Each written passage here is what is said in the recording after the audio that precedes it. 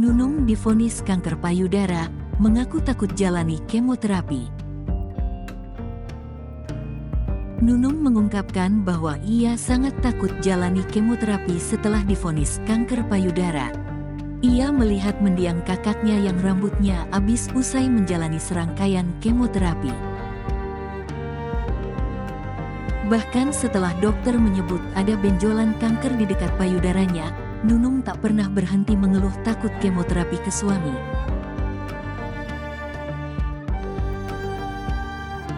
"Iya, saya paling takut untuk kemo.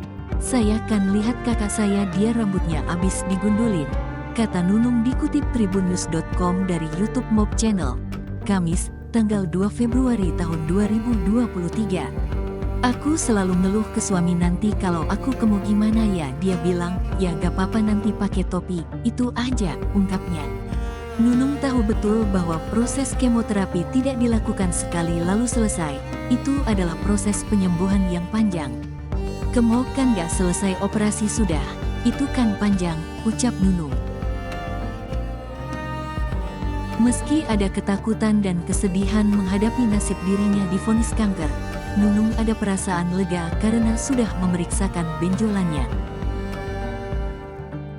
Ia hanya tinggal menunggu hasil pemeriksaan lanjutan untuk mengetahui seberapa parah benjolan kanker yang ada di tubuhnya. "Kemarin ketemu dokter, saya udah berusaha tegar, jadi saya udah sedikit lega dan percaya," tuturnya.